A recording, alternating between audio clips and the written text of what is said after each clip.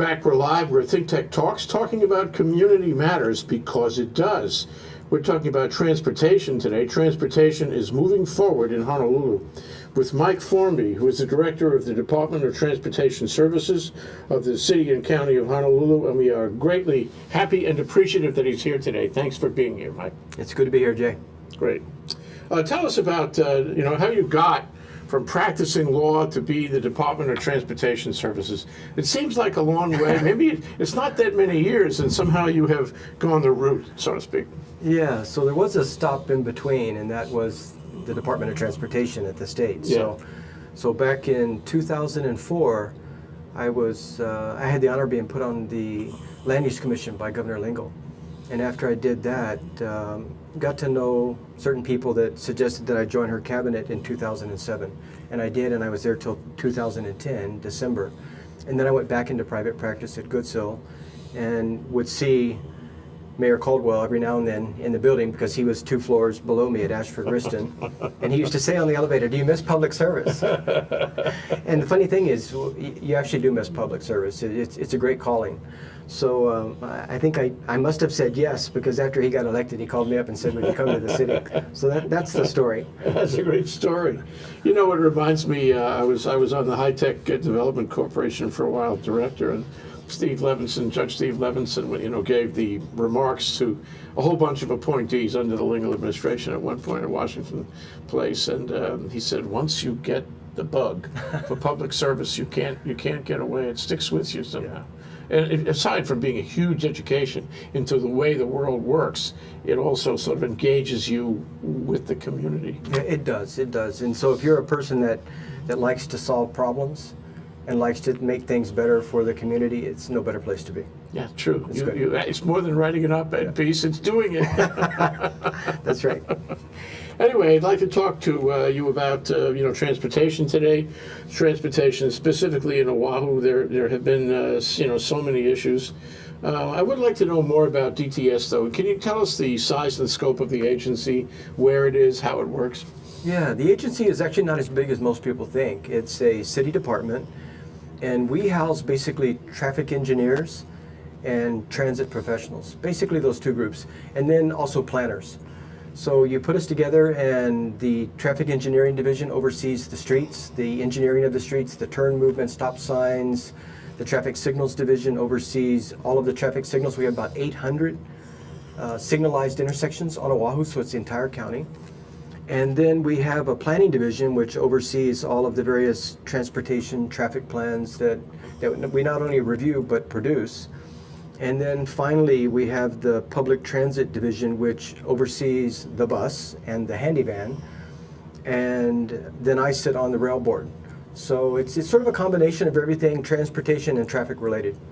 So as the DTS, you're supervising all of those things. That means that's a lot of things. I mean, considering how important they are in our community. It's a lot of diverse things, but they all have a common theme. And I think when we get together in the conference room and have our staff meetings, it all comes back to transportation and traffic. And when I was at DOT, I used to tell the employees, and there was a lot more employees at DOT than there are at DTS, but I used to tell them how important their jobs are, and maybe they don't always think about that when they're sitting in their cubicle working, but the things that we do touch almost everybody every day of their life, whether you're sitting in a car in traffic, frustrated, or whether you're having to be diverted around a traffic collision or construction work, or whether you're taking a bus. I mean, almost everybody's impacted by what we do. So it's good work, and I have really good people that work for me. I really am proud to be in the department. Great. It's really important. I mean, when you look at, the old-fashioned legal notion of what exactly is the city, it's fire, it's police, it's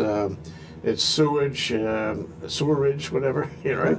It's, all the essential government services that run our community, and one of them, of course, is transportation. Right. And that's the one that people have, immediate, as you said, immediate contact every day. And in my view, that's the one that is most emotional for most people, because they're so heavily invested in getting from point A to point B, and their lives are affected by not being able to get from point A to point B. Yeah, and you're right. And if I could offer a comment that the mayor makes quite often, he says, if you go on Google Map and you look down at the city, the greatest public space is the streets. If you add up all the streets and all the highways, That's the greatest public space that we have in any city municipality, and it's an obligation to run it in a way that is in the best interest of the people. And it's a tough job, but it's fun. And as a matter of overview too, I mean, I hadn't thought about this before, but the city of Honolulu, the county of Honolulu, is really unique and complex. We have mountains in the middle. We have this peripheral road system. It's bounded by water and mountains. Everybody, a lot of people commute to work. There are a variety of routes that are unique. I mean, when I say unique, I mean if you can't move down that route, you can't move. Mm-hmm. Like the Poly Highway would be a good example. And you know, it's unusual in many ways. It's not like, for example, a city of similar size on the mainland, which sort of set up differently in transportation. Am I right? No, you're right about that. And most mainland cities have the luxury of more space. So we have the coastal communities for the most part. We have obviously central Oahu, but the highest populations are in the coastal communities, which are relatively flat. And it forces us to have very dense traffic networks. So it is problematic, it is unique. We would like to have the space that the mainland cities have where we could just say, you know, let's have a little bit more room and not force everybody to be making right turns and left turns in such a small grid, but we don't have that luxury. Yeah. The other thing is, you know, I came here in the service, I think you did too, way back when, in '65. Okay, and I got out of the plane. In those days, there was no security at all. You walked right down this kind of stairway off the plane, and everybody was doing hula for you and giving you pineapple juice and papaya. Right. Anyway, but I noticed that, you know, everybody had, all the taxi cab drivers had these way big, huge Cadillac taxis, huge, much bigger than anywhere else I'd seen as for taxis. And I found also that people in Hawaii had a love affair with their cars. Cars were really important in their lives. They'd spend an inordinate amount of money on cars and that kind. And, you know, although there are smaller taxis these days, fact is, people are still in love with their cars. They clean them. They buy new ones every so often. You know, everything's got to be just parfait all the time. And that also distinguishes us, doesn't it, that people are so wedded to their cars. I mean, where other possibilities might exist in other cities for getting around, people, they're like handcuffed to their car. Yeah, no, I think, Jay, you're absolutely right. But I think things are changing even in Honolulu. And whereas on the mainland, a lot of the young millennials already have the opportunity to use rail plus bus and have chosen to get away from car ownership, to even have fractional car ownership or rentals like car-to-go, things of that nature. We're making that change now. And so what we find is when we go out into the community, it's really generational. The people that have my color hair are the people that tend to say, we love our cars, our color hair. We love our cars, we love our streets, and cars belong on streets and not bikes. And they don't necessarily understand and adopt complete streets, but when you go to the younger generations and you talk to them, they talk about, well, why do I need a car? I can take transit. You know, I don't need to have a car, and I don't need to have a 2-car garage. And I can live in a community where I can eat and work and play and connect with friends. And so things are changing, and we're trying to think and do things in a way that puts us ahead of the change. Yeah. And sometimes it's tough. Yeah, but I agree with you. You see little pockets of people who are really committed to that. Some of them I don't understand it yet, but it's a movement. It's the millennials. I did a movie which will play next week about e-bikes. There's a new high-end e-bike store opened in Kapahulu, and you know you can get an e-bike for $2,000-3,000, no problem. But these things are really fun, and they have regenerative brakes. So when you brake, the thing recharges the battery. When you push a little on the pedal, it goes for you. It figures out how much you need from the motor. The whole thing is very high tech. And the owners of the shop understandably said, we think this is going to be an element of the future. It isn't the only thing, but it's the same thing. People are actually lining up to participate in the phenomenon you're talking about. Yeah, I agree. I've seen that online. I didn't know we had an outlet in Honolulu. That's good to know. Yeah. Good. Well, anyway, so yesterday was the State of the City. I saw the mayor at the Democratic Party birthday. He spoke on Tuesday night, and then he talked about what he was going to say. but I don't know what he actually said at the State of the City on Wednesday. Did he talk about transportation? Oh yeah, in fact, transportation is always one of his priorities. And so for this year, he highlighted the fact that he had restored bus routes based upon available funds in 2013, but he didn't think that was enough. And there was more to do, but the key is funding. And when I go to neighborhood boards and community associations, I always point out that on an annual basis right now, it costs us $225 million to operate the bus. This is net. That's After the fares and all that. Right. That's total program. So that money is gone on an annual basis. It's not like building a highway or building rail where you have infrastructure that will last 15, 20, 30, 40 years. Every year we spend about $225 million on transit, and when that year is up, that money's gone. Now, we're not talking about capital equipment like new buses here. That's just operational expenses? That's operating expenses. So recognizing that, what he said is this year, he wanted to propose a new source of sustainable revenue, and that was limited advertising on the side of the buses. We have 525 buses, and we currently only advertise on the inside. And the inside brings very low revenue to the city, about $185,000 a year. The outside has the potential to bring about $8 million gross, so about 5.5 to 6 million net, which would allow us to make about 5 more expansions of routes. And so the mayor wants to do that. He's put the package forward. We know there's opposition. We know that there's people that think if you advertise on buses, you're going to have billboards on the side of the highway. But the mayor's made it very clear that he has always opposed billboards. He will not allow that to happen in the city and county of Honolulu. Just won't happen. It's a slippery slope argument. That's the argument that's made. If you let it go, then the outdoor circle, all the work they did is lost. Right. And people make that argument, but we know from other states that also do not allow billboards that have done advertising on the side of the buses that they haven't gone down that slippery slope. Mm-hmm. So we think you can do both, and it's a matter of doing it with taste and doing it respectfully, and the mayor's committed to try to do that. It's got to go to council. It's got to be approved by council.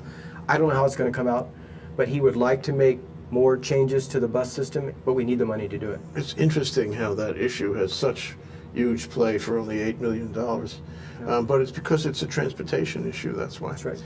The other argument that I've heard raised is that it's very hard to find a bright line between what's tasteful and what's not. And if the anti-abortion forces, for example, take an ad showing a fetus, I saw that in the paper, right. Then that would be untasteful, but you'll be closing down their constitutional right or something, and there'll be an argument over it and who knows what.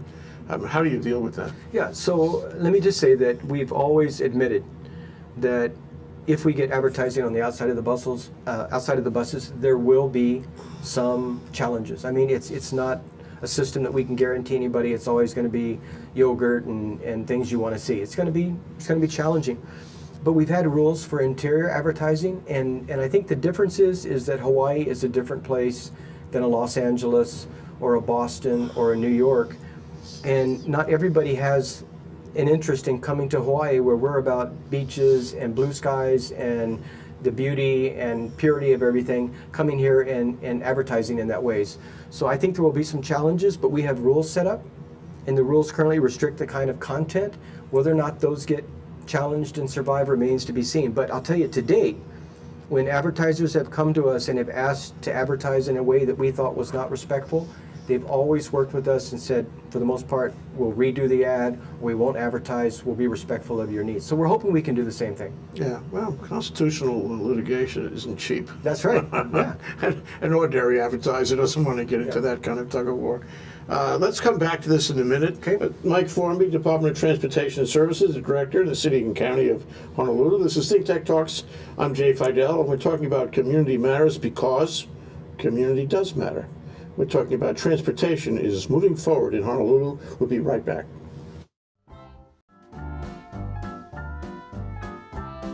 Castle & Cooke, Hawaii.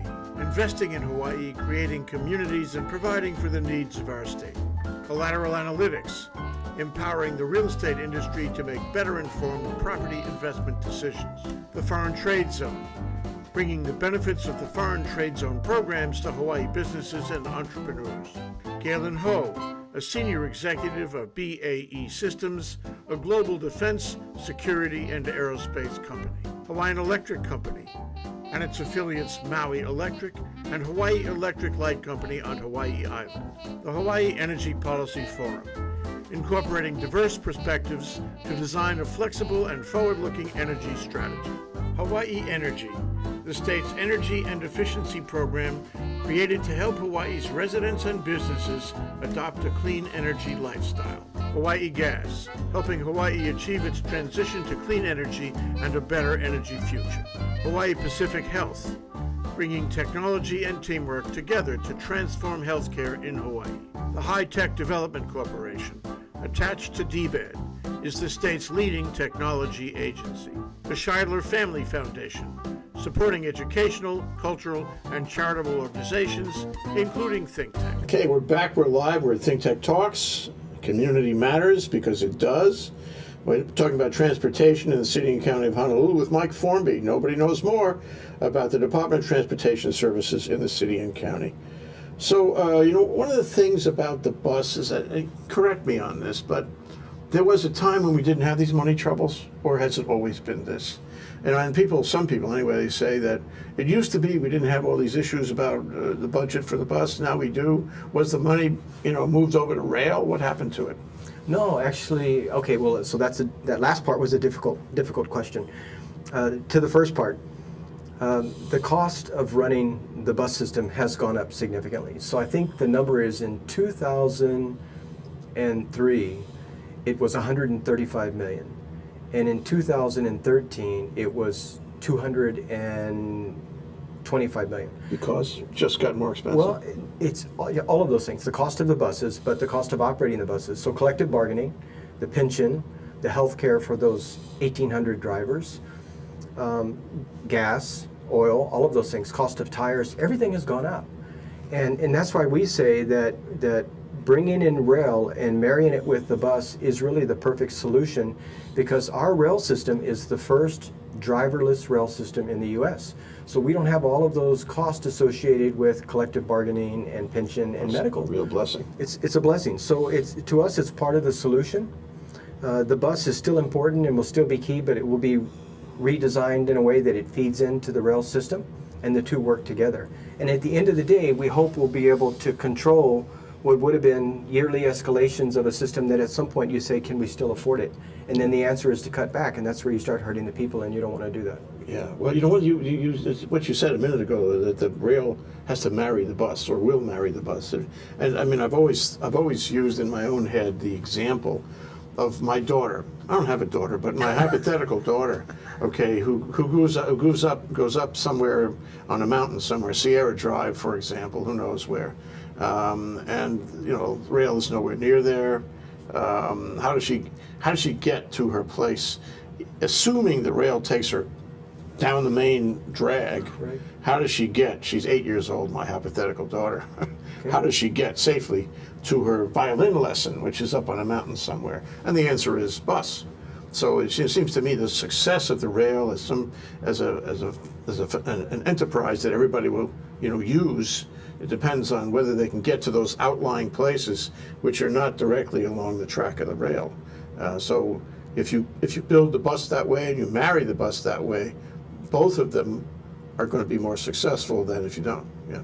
Yeah, you're absolutely right. And in the first quarter of this year, we stood up what we call a DTS OTS.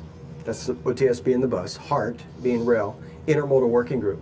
And so we meet on a monthly basis, twice a month, and we're making those plans right now. Well, how will the bus system look when rail is up and running? And there's two phases, so it's a little bit complicated because the first phase goes to Aloha Stadium, and we have to have it react to that phase. And then when the second phase is up and running in 2019, it'll be a different system.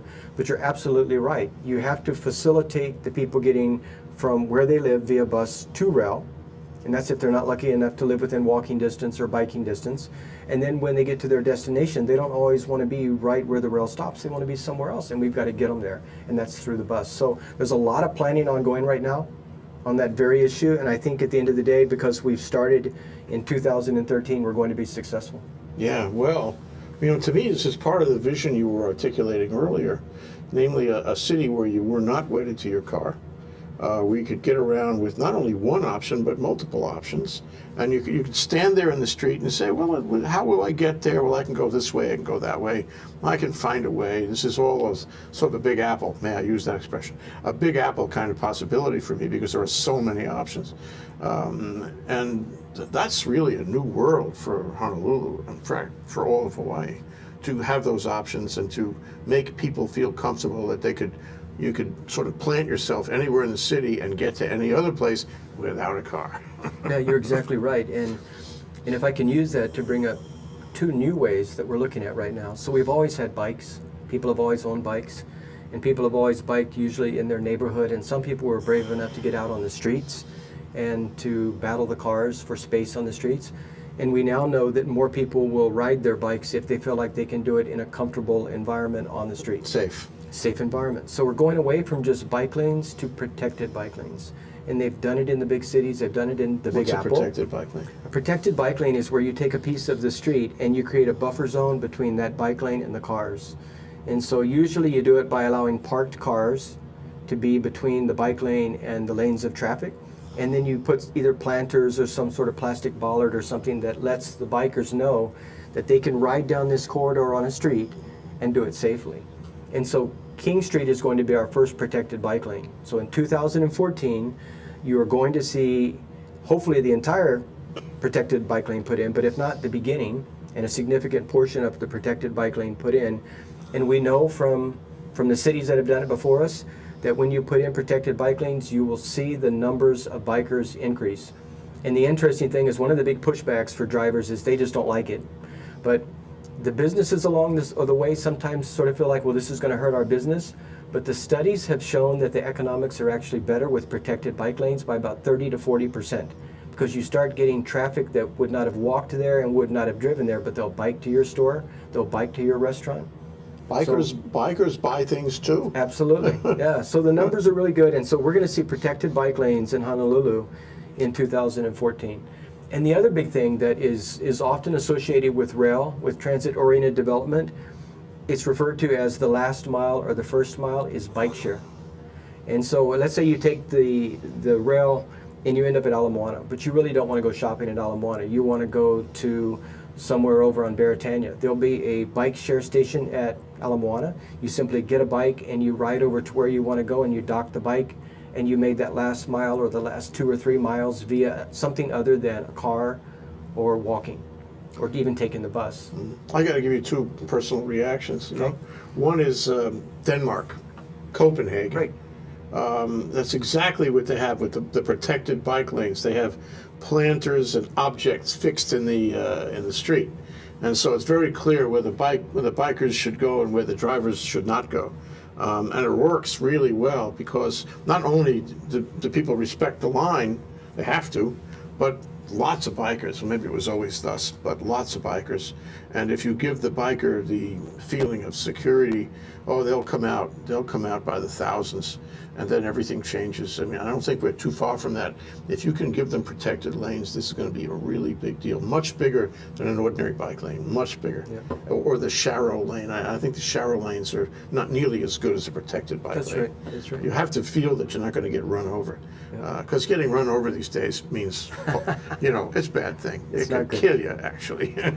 Well, you know, about Copenhagen, I like your point, because I've been to Copenhagen and I've seen it firsthand.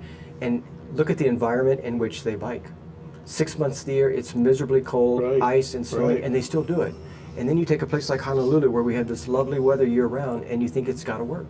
It simply has to work. Absolutely. This has got to be the best place in the world to bike. Right. And in the peripheral areas, it's all pretty much flat, which brings me to the question of, I'm guessing the answer is yes, will the trains carry bikes? In other words, if I want to go to Kapolei for a ride, can I take my bike on the train there? Because that will make a great outing for me, and I won't need my car.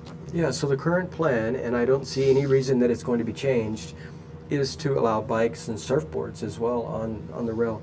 They haven't decided exactly how to do it yet, so when I've asked them to give me some sort of artist rendering of what it will look like, they haven't gotten that far, but they're committed to the policy of allowing bikes. And in fact, I know that in the train stations, they're incorporating in the stairs a little slot on the side that allows you to actually roll your bike up. So you don't have to carry your bike up the stairs or plunk it up each step. You simply roll it on the side, it goes up a groove, and it gets up to the platform. Oh, that's great. So they're yeah. planning for bikes. Yeah. Well, I mean, to me, if you allow for the bikes, and assuming in my view, there's a lot of people out there who are a coiled spring, ready to do this, then it becomes recreational the other way. Instead of just a commuting thing, That's right. it becomes a weekend thing, and then that would be just glorious for everybody. Quality of life a mile high, if that could happen. There's a lot of stuff going on in bikes. I mean, fair disclosure, I'm a director of the Hawaii Bicycling League. Oh, okay. That's a good thing. It is good. I mean, I used to race, Mike. I'm kidding. In the '70s, I raced. I know it's hard No, it's to not believe, hard. but I used to race bike in those days. And and gradually, it became less friendly in the traffic. I used to ride to work on Kapiolani Boulevard. Wouldn't do that now. And Ala Moana, I don't think I'd do that now. But if you could make it like that's possible, I think there's a lot of people who would come out on it, and we'd realize our destiny, Yeah. But what about Complete Streets? What is that initiative? Where does it fit? How does it relate to what we've been talking about? Yeah, well, it relates to everything we've been talking about. Complete Streets was passed as an ordinance in 2012. So the council was thinking ahead and realized that we need to make that change. And it's viewing streets as something other than just for cars. So you've got to view streets as for pedestrians, for bikers, for transit, for bus, and then for cars as well. And it's finding a way to make an environment where everybody is comfortable and everybody has a right to be there. And so that's where we get some pushback from communities when they don't like us coming in and putting in bike lanes or protected bike lanes, or they don't want us narrowing the streets a little bit. It seems counterintuitive, but we actually know that when you narrow a street, you actually can improve the flow of traffic versus worsen it. So we go into certain communities. Moderate it. Moderated traffic is better traffic. That's exactly right. And people will operate differently in an environment that is calmer, that is narrower than one that's wider. And so there's multiple studies to prove this, and it's worked by simply being implemented and seeing how it works. But when you first go to a community and you say to someone, we're going to take a roadway that is 6 lanes and make it 4 because we're going to put 1 lane for a bus and 1 lane for a bike, their initial reaction is bad. But it's actually not bad. It's a complete street model. And it's redesigning the way we think about streets. There's going to be a tipping point here, and I hope it happens in your administration, where people finally get the idea that it's not a matter of, driving down Waialae Avenue at 50 and bouncing, from hill to hill, but a matter of having a community where everybody can get down Waialae Avenue, and that leads to prosperity among those shops, and it leads to a better experience for everybody, in the picture. A new, it's like diversity in transportation is always a good thing. Yeah, you're exactly right. And I'll tell you, what makes it hard for us right now is that we're trying to put complete streets in communities that were not built for complete streets. Yeah. But you take a community like Kaka'ako, where you have a lot of raw land and a lot of space, a lot of room to do it right. And to me, that's like a blank plate. That's like saying, let's do it right from the ground up. And we allow that community to build in a way that is smart, that is complete streets. So when people come down from their condos, they have a community there that meets all of their needs. They have stores, they have coffee shops, they have restaurants, they have medical facilities, they have parks. That's what we're trying to build in Kaka'ako. And I know there are a lot of people that are just upset and don't like what's going on. But to me, at the end of the day, when Kaka'ako was built, we're going to prove that complete streets, smart growth, livable communities works. Yeah, well, because Kaka'ako is very complex. When you said earlier that things are complex, I immediately thought of Kaka'ako. There's complex for you. The 2 jurisdictions, and a footnote on that. In my view, you need 2 jurisdictions, either on roads or, for that matter, on development. And I can't for the life imagine why we need to have that complexity with it. And I would give it to the city, frankly, because these are city functions, not state functions. But how do you get a city program, in a state area like Kaka'ako? Yeah, it's a good question, but the good news is that the state also recognizes complete streets, and HCDA recognizes complete streets. So I work with Tony Ching and HCDA. My department does in a very collaborative manner. So does Department of Planning and Permitting, DPP. And you actually see development right now. For example, Kamehameha Schools in the SALT development, Oahe Street is being turned into a complete street. So HCDA understands it. They're willing to work with us because they understand that what they implement inside their jurisdiction, at the end of the day, crosses over into the city's jurisdiction, and the two got to meet.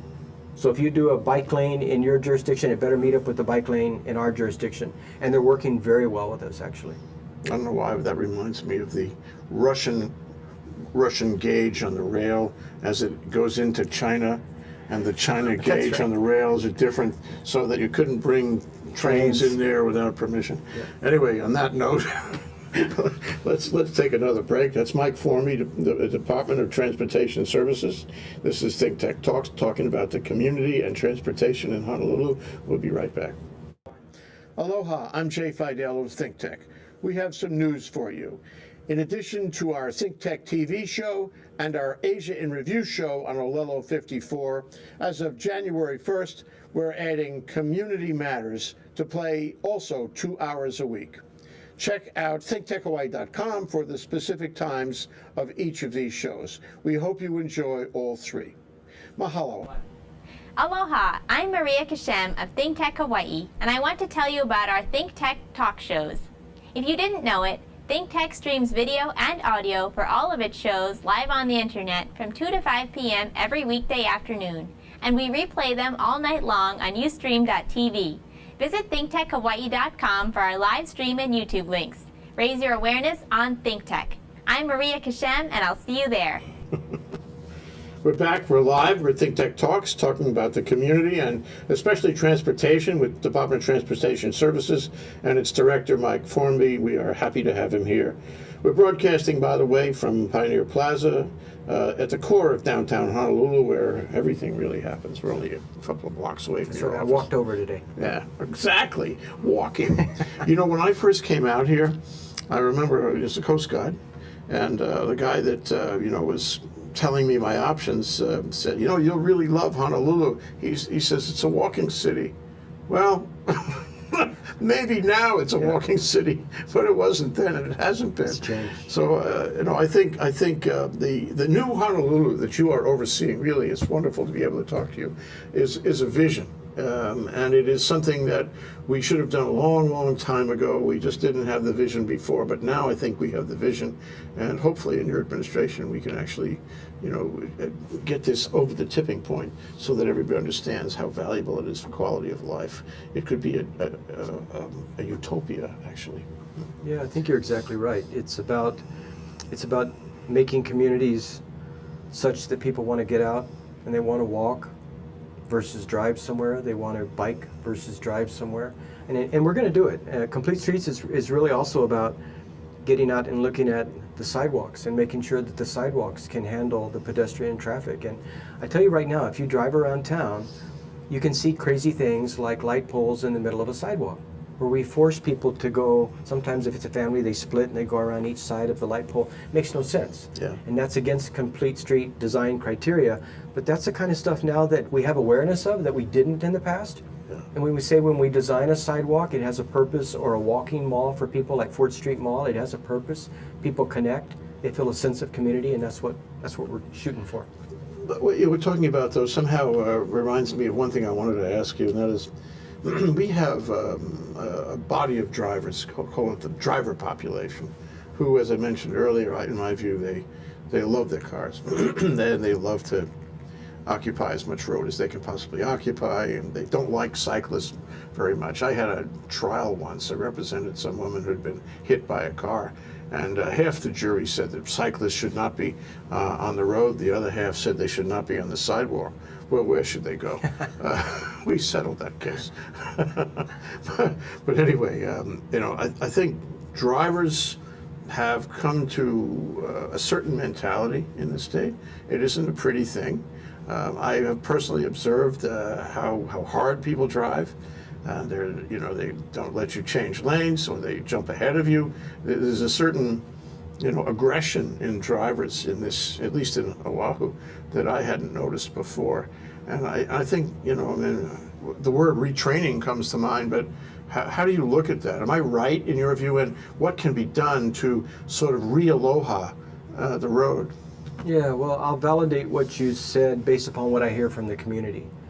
So I go out to a lot of neighborhood boards and community meetings, and we hear that over and over and over again. And we also hear from people about how drivers now choose not to follow the rules.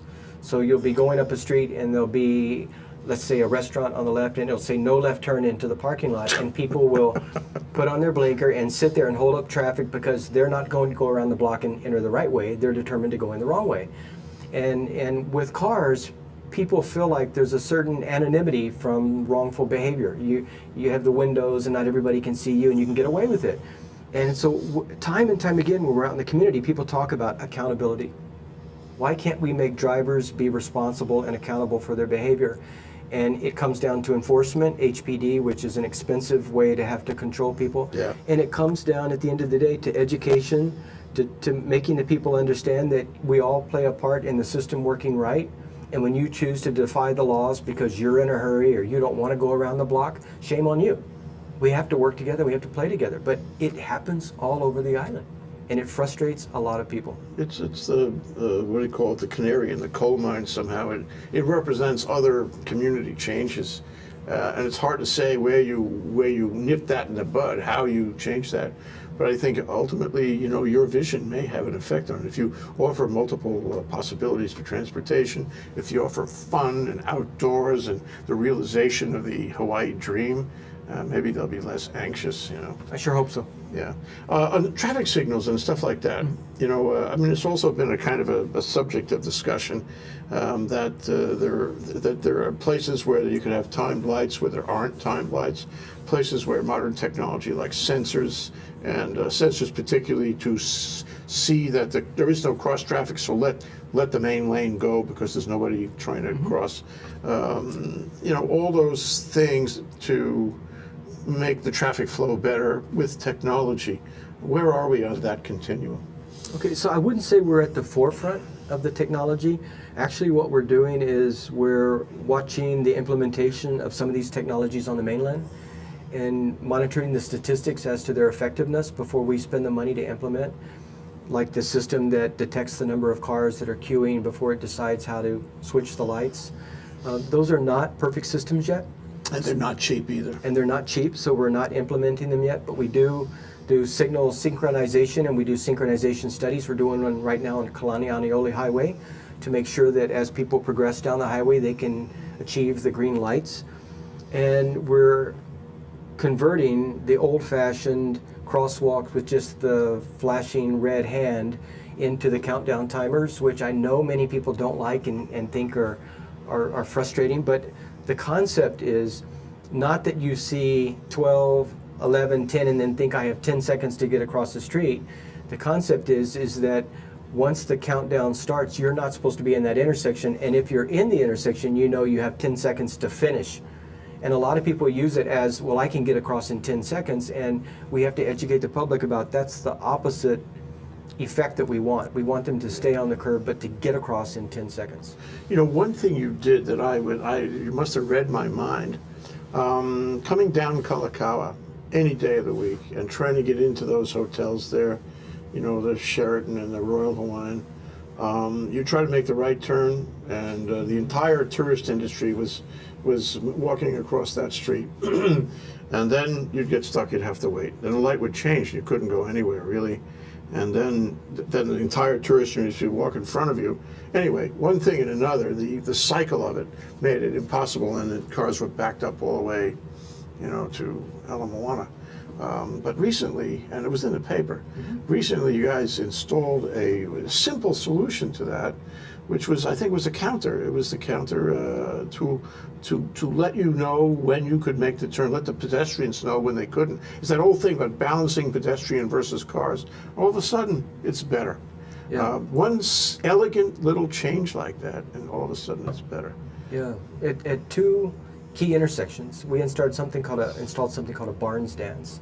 I remember that from when I grew up in a Barnes dance. And the Barnes dance basically reserves a period of time for the pedestrians to cross any direction. Yeah. And then they all stay on the curb and traffic gets to go. Yeah. And it's meant to deconflict the people that choose not to stay on the curb when traffic is not going against them.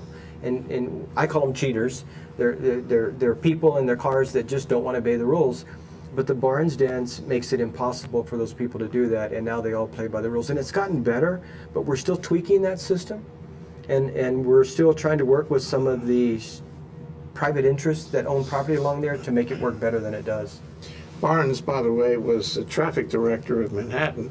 That's right. When I grew up there, and he invented it, and I didn't think anybody remembered that term, but I suggest one of these days we're going to have the Formby dance. No, I don't think so. But it's funny, when we say Barnes dance, people think it's somehow country western. It's like you do the do-si-do in the middle of the intersection, but it's named after a traffic engineer.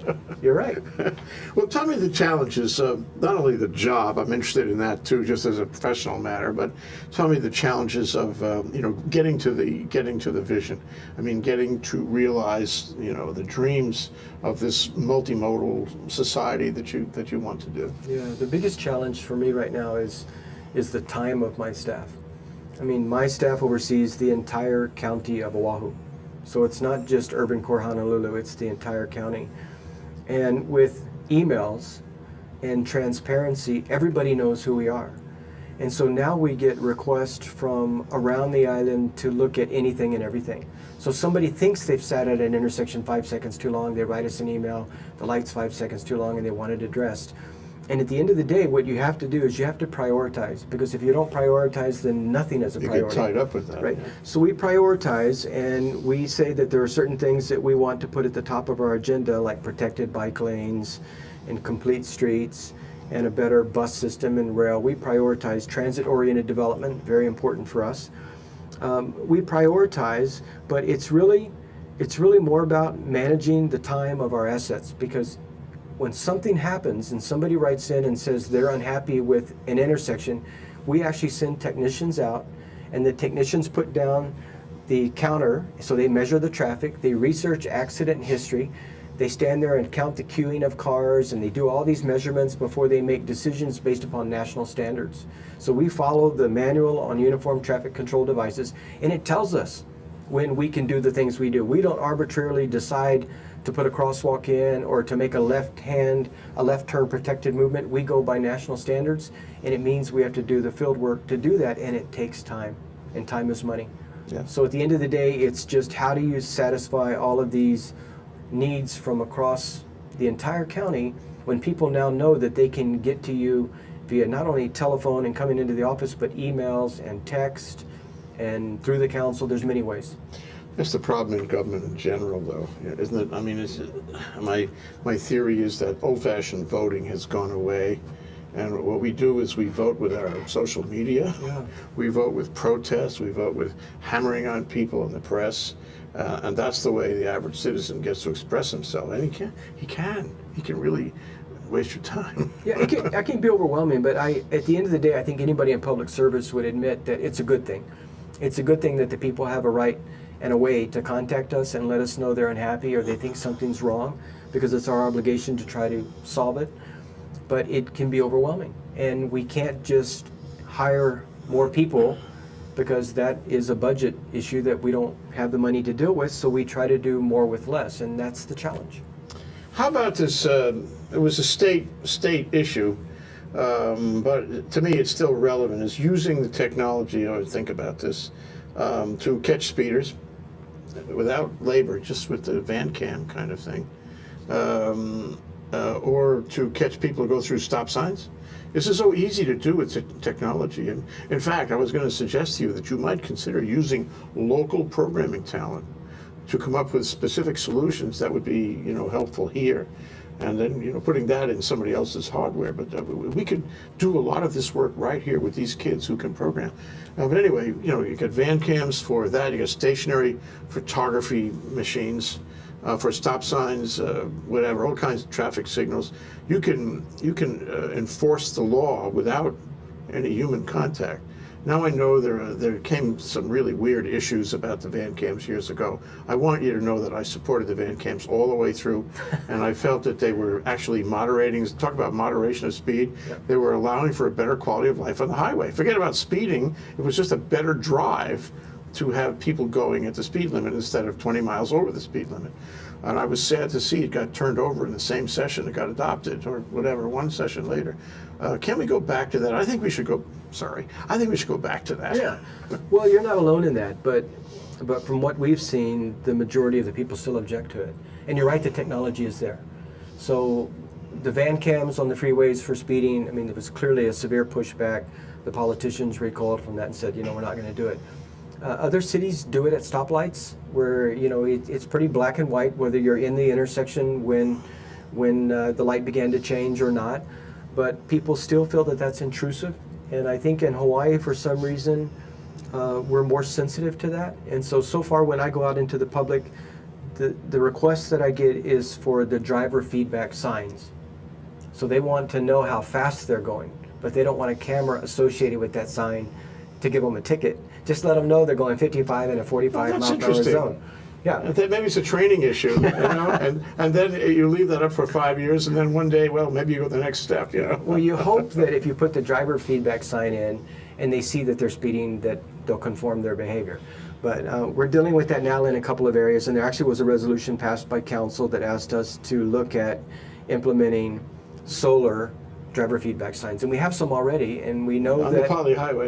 And we know that a percentage of the population will see that they're exceeding the speed limit and slow down, but the other percentage just doesn't do it. What it says is we know. Yeah. You're not operating in a vacuum in your tinted window SUV when nobody knows. We know. Right. That's right. The other thing that comes to mind is actually, now that I think of it, is the reason I called you in the first place to talk.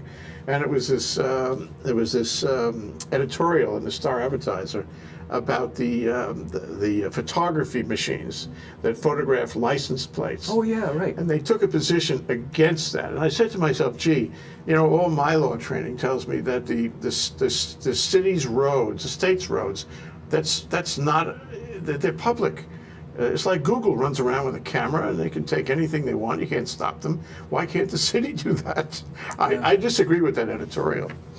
Yeah, that gets back to that same issue about the belief of people in what they perceive to be privacy rights. Yeah. And so they're on a public road. It's a license plate that's issued by a public municipality, but somehow they don't want somebody tracking when they're on the road and where they're going. And I understand people that feel that way, but there are also people that feel like you have to be accountable for your behavior, and that's one way to hold people accountable.